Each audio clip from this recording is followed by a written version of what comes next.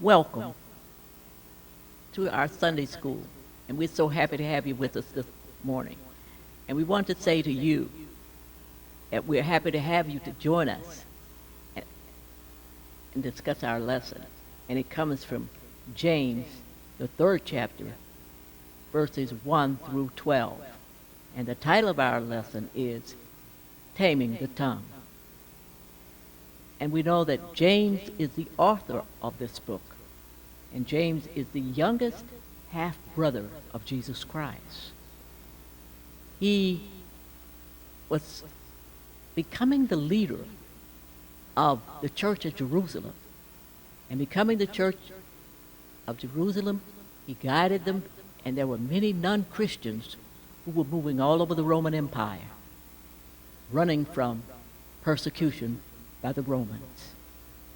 They were living in different countries where there was no one who were believers in Jesus Christ. So he was teaching them how to live in a non-Christian world, believing still in the teaching of Jesus Christ. And he's telling them to show these other people in the world where they're living that they are still Christians.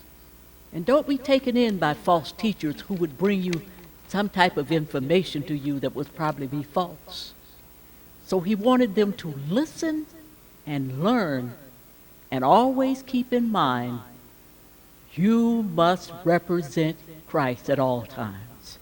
Not because you're living in a non-Christian world do you become like those folk. And do you talk like those folk? And do you walk like those folks? This is not what he wants. When we are Christians, we represent him by what we say and what we do. A person could come to church every Sunday morning and be in church on time. And yet, on Monday morning when they go to work, somebody, a co-worker will say, well, is that John? Is he the one that is talking like that? And he's in church every Sunday? No. That's not the same John. Because you go to church doesn't mean you're a Christian. So you have to show the world who you are, not by just what you do, but you have to show them who you are. And you know, we go along, and we used to have a little saying, and we were growing up, and it would say, sticks and stones may break my bones, but words will never hurt me. That's not so.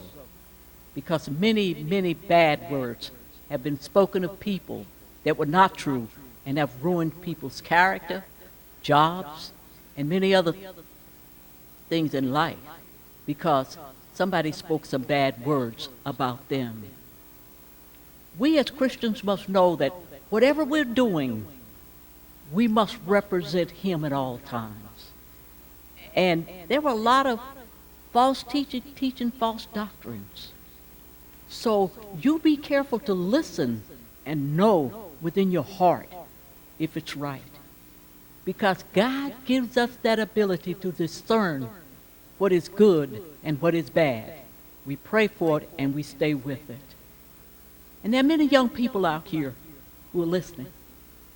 And you go with your friends, and when you're with your friends, you say all sorts of things. When you get back home, you wouldn't dare want your mom and dad to hear the things that you've discussed and the words that you've used. Be careful. Be careful. And make sure your words represent you. It is just like James told them. James said that a fig tree could not produce olives, and an olive tree cannot produce figs, because you have to be one of your own. A fig tree can only produce figs, and an olive tree can only produce olives. So whatever we are, let us show what we are by the way we live, and by the way we talk, and by the way we speak. There were many people talking and giving people bad advice. And yet, when they gave people bad advice, these people were leading them wrong. You don't ever want to lead anybody wrong. In your heart, you always want to feel that I'm leading somebody to Christ. Most of all, in our lives, we want our children to see who we are. mothers and fathers, aunts and uncles, grandmothers, grandfathers. We want our children to see who we are, and that is by the way we act, by the way we speak, but most of all, James is saying that you've got to be able to represent him with the words that come out of your mouth. And most of all, sometimes we look at ourselves and we say, well, I'm doing good. I'm trying to be good. But we have to ask for his power and his strength to continue to speak his word and show the world who we are when everybody is not looking. And going to Bible school and going to various things, we sometimes run into little songs and little things that we say. And when we run into these little sayings, into these little songs we sang, we always wondered, why? And there was one little song that we sang, and when we sang the song, we thought about it because it was cute. And when we sang it, oh, this song just appealed to us so much. And the first line of that song was, be careful of the eyes, what you see. And it says, be careful of the ears, what we hear. And be careful of the hands, what we do. And be careful of the feet, where we go. But to go with this lesson, I want you to know that it's, oh, be careful, little tongue, what you say. Oh, be careful, little tongue, what you say. For the Father up above is looking down with love. Oh, be careful, little tongue, what you say. Thank you for joining us. And I want you to know that continue to be careful what you say and let your walk be your walk and your talk be the same as your walk. We say that we are, let us show the world that we are. And let us show the world who we belong to. Not just profess that we belong to him, but let us show the world that Christ is in us, because it will come forth with our mouth.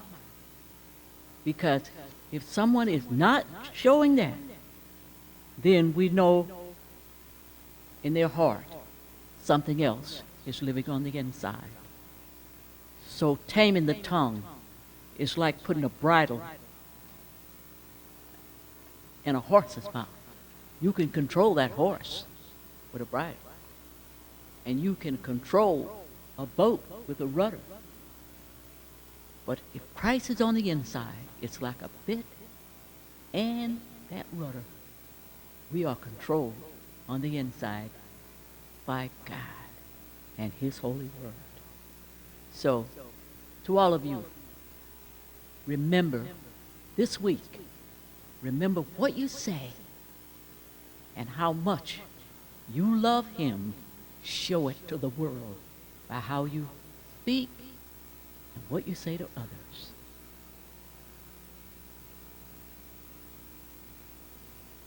Taming the tongue.